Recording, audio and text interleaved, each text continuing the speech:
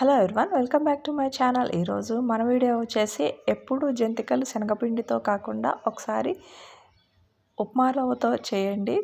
చాలా అంటే చాలా బాగుంటాయి. భలే క్రిస్పీగా కరకరలాడుతూ వస్తాయి. ఇంకా గుల్లగా కూడా ఉంటాయి అన్నమాట.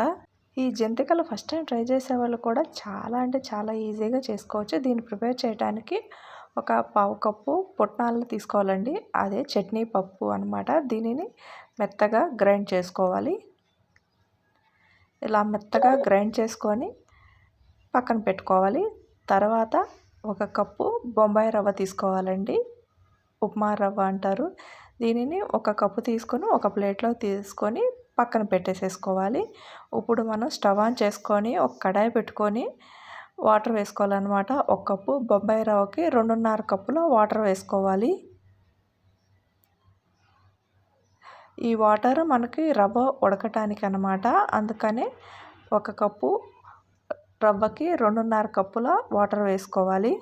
ఈ వాటర్ కొంచెం హీట్ అయిన తర్వాత ఒక స్పూన్ వాము వేసుకోవాలి. తర్వాత ఒక 2 స్పూన్ల నువ్వులు వేసుకోవాలండి.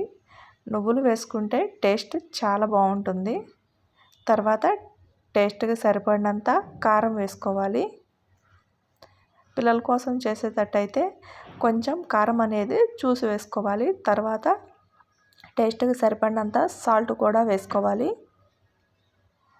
సాల్ట్ కూడా వేసుకొని ఒకసారి బాగా కలిపేసేసుకోవాలి. ఈ వాటర్ అనేది కొంచెం హీట్ అవ్వాలండి. దీంట్లో కొంచెం కలర్ కోసం పసుపు కూడా వేసుకోవచ్చండి. పసుపు ఆప్షనల్ అన్నమాట. ఒకసారి బాగా మిక్స్ చేసుకున్న తర్వాత వాటర్ అనేది ఇలా కొంచెం మరగాలన్నమాట. ఇలా కొంచెం మరిగిన తర్వాత మనం ముందుగా సైడ్కి పెట్టుకున్న ఉప్మా రవ్వనైతే వేసుకొని ఒకసారి బాగా కలిపేసేసుకోవాలి. ఈ వాటర్లో అనేది రవ్వ అనేది కొంచెం ఉడకాలన్నమాట. ఇట్లా ఫస్ట్ ఇట్లానే లూజ్గా ఉంటుందండి. తర్వాత దగ్గరకు వచ్చేసేస్తుంది అన్నమాట రవ్వ అనేది. ఇట్లా కొంచెం రవ్వ అనేది దగ్గరకు వచ్చేసిన తర్వాత దీంట్లో మనం 2 కప్పుల బియ్యపిండి అయితే వేసుకుంటున్నామండి. ఇది వచ్చేసి పొడి బియ్యపిండేను. 1 కప్పు ఉప్మా రవ్వకి 2 కప్పుల బియ్యపిండి అయితే కరెక్ట్గా సరిపోతుంది. బియ్యపిండి కూడా వేసుకున్న తర్వాత ఒకసారి బాగా కలిపేసేసుకోవాలి. ఈ ప్రాసెస్ అంతా మంటని సిమ్లో పెట్టుకొని స్టవ్ మీదే ఈ ప్రాసెస్ అంతా కలిపేసేసుకోవాలి. తర్వాత స్టవ్ ఆపేసేసి ఈ కడాయిని అనేది పక్కన పెట్టేసేసుకొని ఇది మొత్తం ఒక పెద్ద ప్లేట్లో వేసేసుకొని ఒకసారి బాగా కలుపుకోవాలండి. కొంచెం చల్లరైన తర్వాత కలుపుకోవాలి. మన చేతి వేడి పట్టుకునేంత విధిగా కలుపుకోవాలి. తర్వాత మనం ముందుగా గ్రైండ్ చేసుకున్న ఈ పుట్నాల పొడి ఉంది కదండి, అది కూడా వేసేసుకొని ఒకసారి బాగా కలుపుకోవాలి. తర్వాత కొంచెం కొంచెం వాటర్ పోసుకుంటా మనం జంతికల పిండిని ఎలా కలుపుకుంటామో ఈ పిండిని అనేది అలానే కలుపుకోవాలి. తర్వాత ఒక 2 స్పూన్ల ఆయిల్ కూడా వేసుకొని బాగా కలిపేసేసుకోవాలి.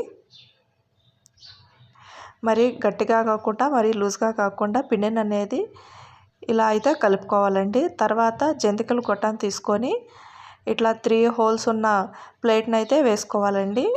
వేసుకున్న తర్వాత దీన్ని మన చెయ్యి కాలకుండా ఉండటానికి ఒక ప్లేట్కి అయితే ఆయిల్ రాసుకొని పక్కన పెట్టుకోవాలి. తర్వాత జంతికల గొట్టంలో మనం పిండిని కలుపుకున్నాం కదండి, పిండిని వేసేసుకోవాలి. పిండి అనేది తడి ఆరిపోకుండా ఒక కాటన్ క్లాత్ని అయితే తడుపుకొని వేసుకోవాలన్నమాట. తర్వాత మనం ముందుగా ప్లేట్కి ఆయిల్ అప్లై చేసుకొని పెట్టుకున్నాం కదండి, దాని మీద జంతికలు అయితే ఒత్తుకోవాలి. ఇలా ఒత్తుకొని ఇలా వేసుకోవటం వల్ల ఈజీగా వచ్చేస్తాయి. అంతేకాకుండా మనకి ఆయిల్లో డైరెక్ట్గా ఒత్తేటప్పుడు అయితే చెయ్యికి అనేది హీట్ వస్తుంది కదండి, అందుకని ఇట్లా ప్లేట్లో వేసుకుంటే చేతికి అనేది హీట్ అనేది రాదనమాట. ఆయిల్ కొంచెం హీట్ అయిన తర్వాత మనం ముందుగా ప్రిపేర్ చేసుకున్న జంతికలను అనేది వేసుకొని మంచిగా కలర్ వచ్చే వరకు ఫ్రై చేసుకోవాలి. ముందు ఎక్కువ వేసుకోకూడదండి, కొంచెం కొంచెం వేసుకుంటూ నొరగ మొత్తం కంప్లీట్గా పోయే వరకు ఫ్రై చేసుకోవాలి. ఇలా ఫ్రై అయిపోయిన జంతికలను ఒక బౌల్లోకి వేసుకొని పక్కన పెట్టుకోవాలి. ఇలా మిగిలిన పిండితో అదే విధంగా ప్లేట్కి కొంచెం ఆయిల్ అప్లై చేసుకొని జంతికలు అయితే వేసుకొని డీప్ ఫ్రై చేసేసుకోవటమే. ఇవి ప్రిపేర్ చేయడానికి ఎక్కువ టైం కూడా పట్టదండి. ఇన్స్టెంట్గా అప్పటికప్పుడు పిండి కూడా దీనికి నానబెట్టుకోవాల్సిన అవసరం లేదనమాట. ఇన్స్టెంట్గా జంతికలను అయితే ప్రిపేర్ చేసేసుకోవచ్చు. ఇలా మొత్తం జంతికలు ఒత్తేసేసుకొని పక్కన పెట్టేసుకోవాలండి.